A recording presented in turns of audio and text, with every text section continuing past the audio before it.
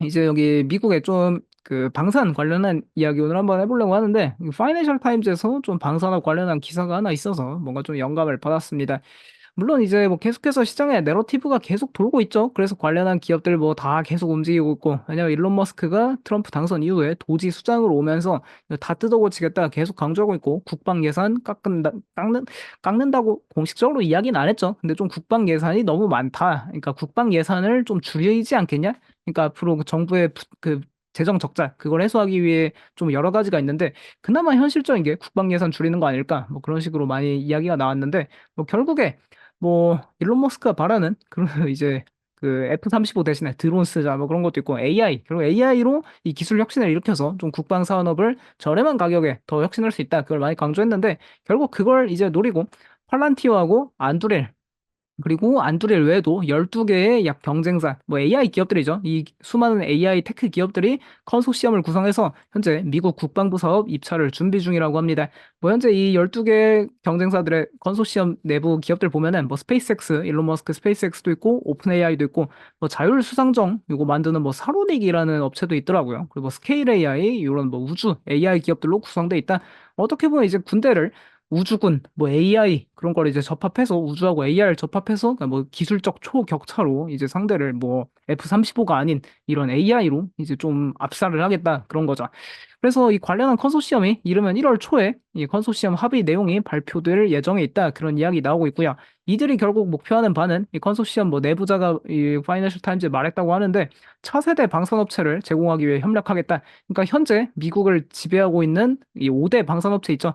뭐 5대라 해야 될까요? 6대라 해야 될까요? 레이시온, 로키드 마틴, 뭐 보잉, 녹스롭 그루먼, 뭐 제너럴 다이나믹스, L3 앨리스, 그런 업체들이 있는데, 그런 기존 어떻게 보면 독과점 시장의 이 방산 시장을, 그러니까 이게 규모도 엄청나게 크죠. 미국 국방 예산을 사실상 이 뭐 한 5개, 6개 업체가 다 가져간다 보면 되는 건데, 이 8,500억 달러 규모의 미 국방 예산의 약간 지각 변동을 현재 예고하고 있습니다.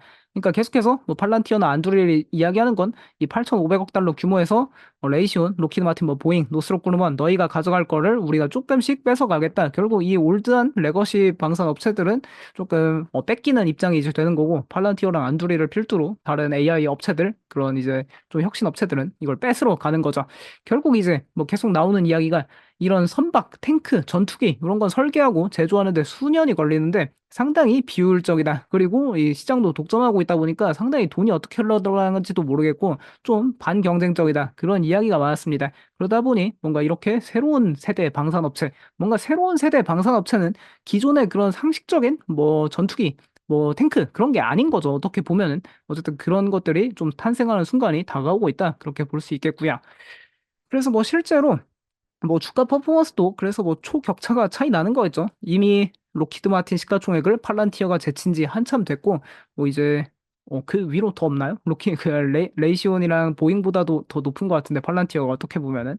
근데 어쨌든 이제 뭐 도지 수장 일론 머스크가 계속해서 F-35 필두로 미국 국방 예산 삭감을 예고하고 있는 상황이다 보니까 앞으로 다 이런 첨단 AI 국방 기술로 비용을 절감할 거라, 그렇게 좀 시장은 예상하고 있습니다. 그 필두에 팔란티어랑 안드레일이 있겠다 볼 수 있겠고, 결국 국방부의 앞으로 기술적 우선순위는 소프트웨어 기능 업그레이드다. 그러니까 이런 AI 기업들의 이 국방 예산을 조금 나눠줘가지고 소프트웨어 업그레이드로 이 좀 무기들 성능을 업그레이드하겠다, 그런 이야기하고 있고요. 그러다 보니까 결국 이 올해 다 시장보다 패배하고 있습니다. 뭐 노스롭 그루먼 같은 경우는 올해 YTD 마이너스인데, 레이시온, 로키드 마틴, 제너럴 다이나믹스, 노스롭 그루먼, L3 앨리스, 그리고 뭐 보잉까지 해가지고 이런 기존 방산업체들, 어쩌면 시장 독과점하고 있던 6개 업체가 이제 그 예산 조금씩 입찰 경쟁에서 뺏길 가능성이 높아지고 있다 보면 좋을 것 같습니다. 그래서 뭐 팔란티어 같은 경우에는 오늘 뭐 주가, 뭐 오늘은 조금 변동성이 있겠지만 꾸준히 계속 상승하고 있는 데는, 특히 그 트럼프 당선 이후로 또 도지, 그게 이제 도지 위원장 나오고 난 뒤부터는 주가 상승이 더 가팔라지고 있죠. 조금 시장 내러티브가 계속해서 이런 게 반영되는 것 같습니다. 그리고 이게 또 결국에 이런 미국 방산 시장의 지각 변동이 나타나다 보니까 뭐 벌써부터 시장에서 차세대 방산업체 찾기 막 그런 게 나타나고 있습니다. 뭐 이미 수많은 드론 업체들 막 움직였죠. 그 뭐죠? 그 트럼프 장남인가요? 그 뭐 이사회에 앉았다는 그런 드론 업체부터 해가지고 뭐 최근에도 드론 업체들 움직이고 있는데, 근데 결국 사실상 근데 뭐 차세대 방산 최강자로 군림할 기업은 뭐 안두릴이 사실 맞지 않나? 그렇게 뭐 볼 수 있을 것 같고요. 근데 안드로이드는 현재 비상장사다 보니까 뭐 내년에 IPO 한다 그런 이야기 뭐 있긴 한데 근데 뭐 시장에 조금 상장돼 있는 드론 업체 중에는 뭐 이런 게 있긴 하더라고요. 지난번에 그 어떤 분이셨죠? 그 질문해가지고 한번 그때 자세히 몰라서 얼핏 답해드렸던 것 같은데 오늘 뭐 좀 그때 질문도 생각나서 좀 찾아왔습니다.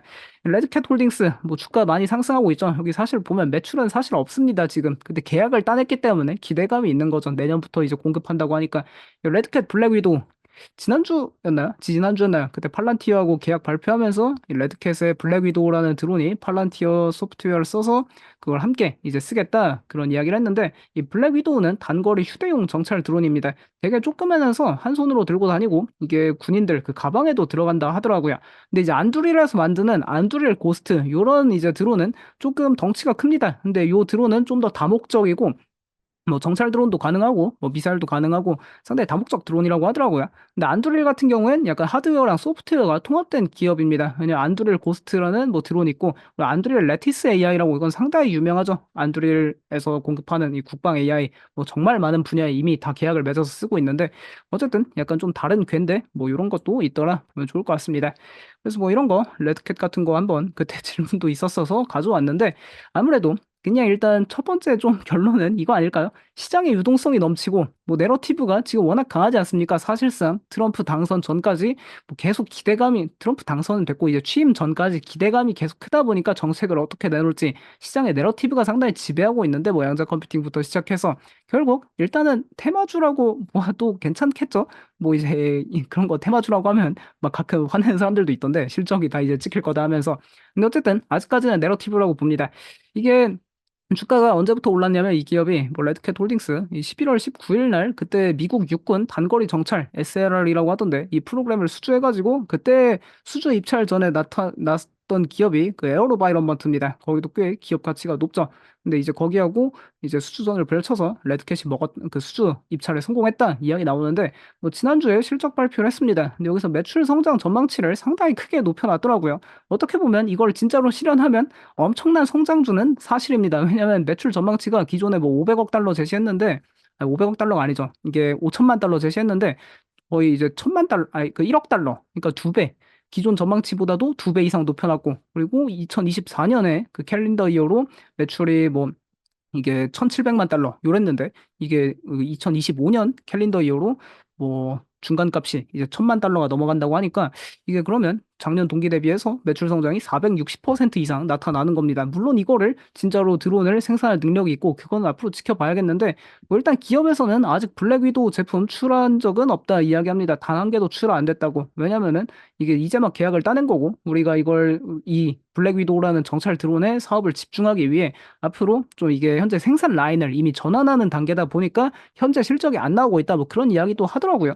그래서 제품 생산을 직접 해봐야 정확히 마진이 얼마나 찍힐지 뭐 현금 흐름은 어떻게 될지 그게 나오는데 뭐 그 전까지는 사실 내러티브로 움직이고 있다 보면 좋을 것 같고요. 뭐 현금성 자산도 워낙 없는 그런 기업이다 보니까 좀 그런 것도 염두해야 됩니다. 항상 이런 뭐 좀 급등하고 있는 기업들은 그런 게 있죠. 주가 높아지면 주식 발행해서 자금 조달하는 그렇게 홀라당 자금 조달하는 기법이 있다 보니까 뭐 그런 것도 항상 유의해야 되는데 뭐 육군 여기서 계약했다니까 뭐 실체는 있는 것 같습니다. 근데 아직 드론을 생산은 못했다. 뭐 그렇게 나오고 있고요.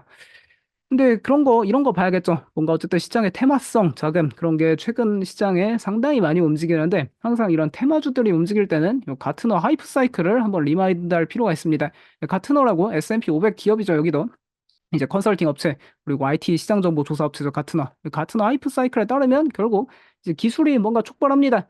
뭐 예를 들어 뭐 양자 컴퓨팅, 뭐 드론 그런 게 이제 기술이 촉발을 하고 그리고 이제 뭐 이제 그 양자 컴퓨팅은 그 뭐 또 뭔가 기대감이 있는지 그러니까 어떤 뭐 새로운 내러티브가 있었는지 모르겠는데 뭐 예를 들어 그런 거죠. 뭐 구글에서 윌로우를 개발했다. 이제 새롭게 또 다른 것도 되겠다. 뭐 이야기하고 드론 같은 경우에도 아 일론 머스크가 이제 다 드론으로 하잔다 하니까 이제 기대감이 엄청 올라갔다가 근데 약간 기대 환멸 요런 단계가 있죠. 그 뭔가 생산 그런 능력을 못 보여준다던가 돈을 못 번다. 그럼 항상 이렇게 환멸 단계를 가고 나중에 다시 기업이 좀 똑바로 되면은 이제 쭉 다시 우상향하는 그런 그림인데 뭐 일단은 이 가트너 사이클에 따르면 일단 기대감 가는 거 맞겠죠. 지금이 여기 뭐 출발 단계인지 한참 꼭지인지 그거는 아무도 모르겠지만 뭐 어쨌든 이 가트너 사이클에 따르면 기대감을 먹고 있는 단계다. 그렇게 볼 수 있을 것 같습니다. 그래서 뭐 이런 기업 레드캣 홀딩스 주가 한번 체크해 보면 오늘 프리마켓에 뭐 10% 이상 급등하고 있는데 뭐 이런 팔란티어 안드릴 이런 데서 뭐 컨소시엄 해가지고 앞으로 좀 국방부 사업 입찰하겠다 그런 것도 어쩌면 영향이 미칠 수도 있을 것 같고요. 근데 어떻게 보면 아직까지는 뭐 주가가 요때 이제 계약을 그 해가지고 뭐 빵 한 3에서 4달러 그때부터 뛴 것 같은데 뭐 내러티브 단계는 맞습니다. 항상 같은 하이프 사이클 인지하면서 뭐 이런 거 관심 있으신 분들은 해보면 좋을 것 같고요. 근데 항상 이 같은 하이프 사이클은 항상 맞았던 것 같습니다.